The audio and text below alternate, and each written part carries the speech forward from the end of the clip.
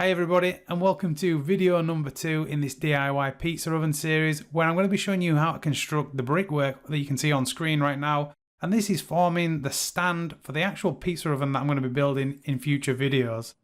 Okay, so the first job here that you can see me doing is moving on to actually marking out on the base that we created in the last video. And just like creating a nice level base, this marking out that we're doing now is equally important. It's the same thing that I say in a lot of these videos, you know, the marking out, the preparation, and just getting things to a point where the rest of the job runs smoothly. Everything's going to be square, plumb, level. These little bits here are some of the most important, and whilst I don't know anything really about bricklaying because I have no experience with bricklaying, and I just know this to be the case with anything. It can be bricklaying, it could be carpentry. It really could be everything. You know, the key is in the preparation. If you get the preparation right, it's going to make the rest of your job a lot easier. So what you can actually see me doing here is using a square to mark out the layout of the bricks. I've obviously measured this. I've worked it out prior to starting the marking out. And I've done this by using the length of the bricks, the width of the mortar beds to determine the exact size. And then what I'm doing here is I'm just marking it out on the base, getting those corners nice and square, and then I'm going to use the level here to just extend the lines out, and that's going to give me a nice line that I can lay the bricks to. And I know that my bricks are all going to be laid in a straight line. So again, the first layer of bricks, the first course of bricks here is going to probably be the most important one, because we're going to be building everything else off the top of that. So if we get this marking out right, it's going to really help us with the rest of the build. Okay, so there you can see now it's all marked out. And that's going to give us something nice and clear to work to. And I've just laid the bricks out dry here. This is the outside skin. So there is going to be 2 skins on this brickwork. And I will show you a little image of that later on when we actually start building the brickwork. But for now, we're going to move on to creating the mortar. We're going to mix this up by hand. I've just got I think you call it a builder's spot, what I'm going to use here. Now, I'll be honest with you, I did this for about 3 or 4 courses, but it was really, really hard work, especially in between bricklaying. So I was mixing on the spot here, and then I was laying the bricks, and then I was having to come back and do it again and again. So in the end, I ended up getting a mixer and finished the job off with an actual cement mixer. But if you don't have access to a cement mixer, you can do it this way without a doubt. It's just going to give you a little bit more hard work. So what you can see me doing here is just mixing it all up. This is a 4-to-1 mix, so it's 4 parts builder's sand, 1 part cement. And you just want to mix this up dry to get it to a very sort of even consistency and colour there. Once you've done that, you can create a little well in the middle. So you can see that I've just kind of created a little well with the shovel. And then I'm getting some water here, which I'm adding some plasticizer to. And the plasticizer goes into the water, which goes into the dry mix, and it just gives the mortar kind of a more of a workable consistency. So without the plasticizer, it'd be much more sandy, much more crumbly. So this gives it kind of like a smoothness, as I understand it anyway. So there, I'm just going to mix the plasticizer in, and once that's done, I'm going to pour it into the little well in the middle, and I'm going to start mixing it together with a shovel. Okay, so just fill it up as high as you can go. Try and keep it in the middle. Obviously, if it spills out, it just makes mixing it a little bit more difficult, but it is going to happen eventually. Once you start doing this, eventually it starts pouring out. But yeah, you can see here, I'm just going to kind of mix it up, and I'm slowly adding water. Don't overdo it with the water, because you can add too much water and this can go really wet really quickly. So it's better to just mix it as much as you can and then add a little bit more water, and just keep doing that until you get to the consistency that you want. So the consistency that I heard a few people say in other videos was kind of like a toothpaste consistency. And really what I tried to do is I just wanted it kind of a nice workable consistency. But I'm putting it on a little board here next to where I'm going to be doing the brickwork, and you can kind of see here the consistency of the mix. Also a good point here, the board that I'm putting it on, I've wet the board prior to putting the cement on.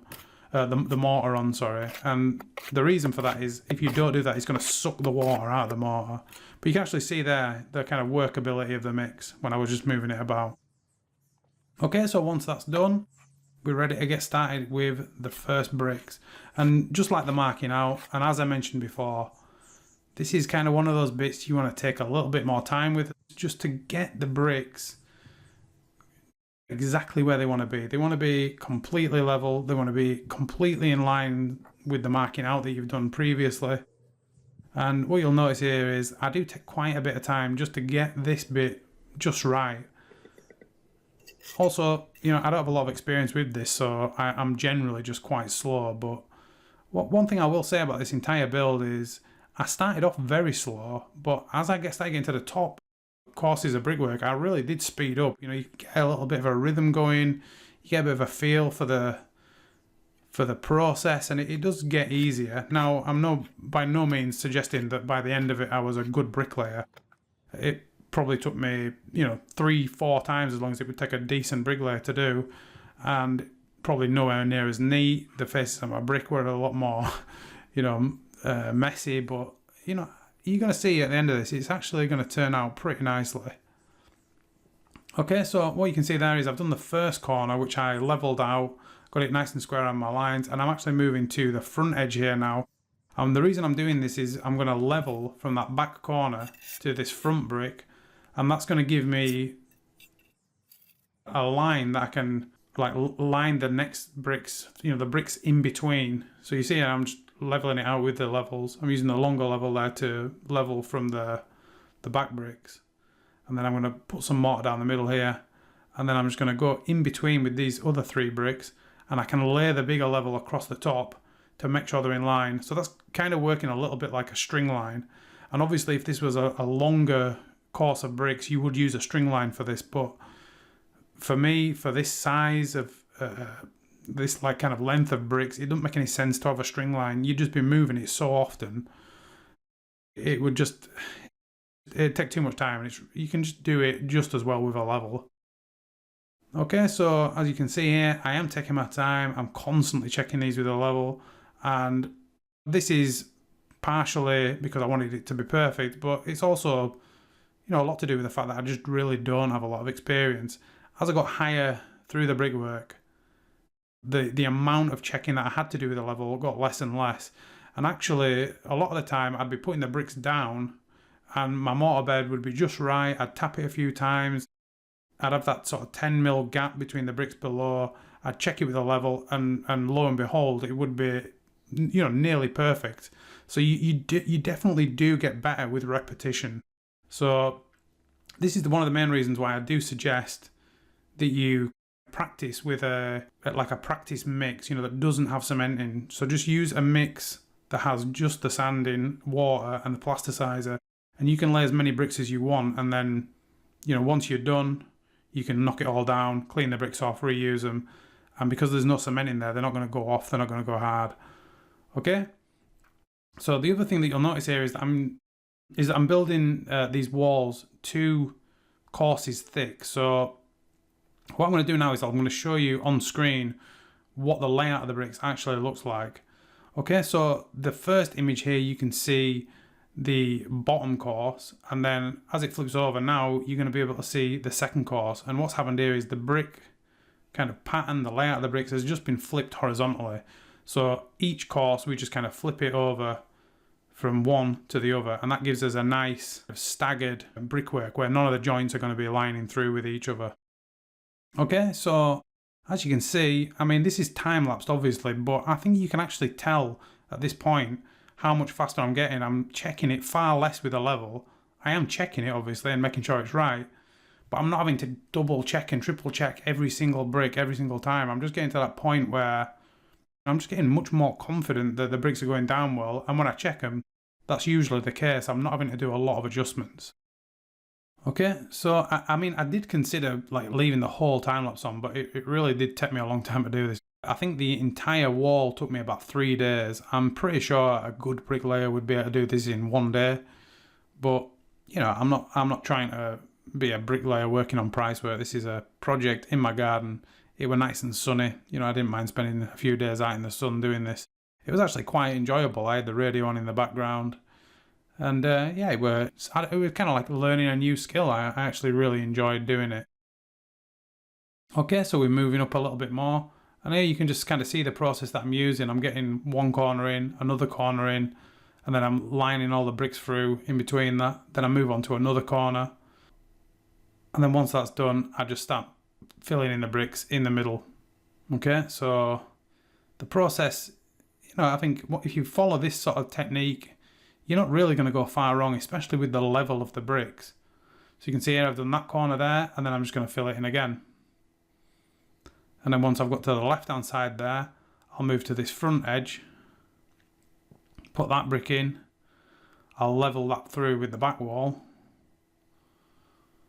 and then off we go. We can just keep going in that fashion, and you just really do get a nice little rhythm going where the bricks really start flying down. Okay, so every now and then I would stop as well and just do a little bit of pointing. Obviously my pointing skills are not the best. I'm definitely not going to give you advice on how to do this, but the little pointing trowel that I was using there is a decent way of doing it. Okay, so we're getting pretty close to the top now. I think this is the 10th course of bricks. This is the last full course that I'm going to be adding. And following this, there's just going to be a single course around the back and side edge for the 11th course. And the reason for that is I'm actually going to be pouring concrete in between that brickwork, if that makes sense. And then I'm going to be putting some ply underneath. That's all going to be there's going to be formwork holding that in place. There's going to be some more plywood on the front. Again, there'll be some formwork holding that in place. And then I'm going to pour concrete into the top. So you can see here I'm going to work along the top in exactly the same fashion as I've done in the past. Corner to corner, and then just filling all the bricks in between.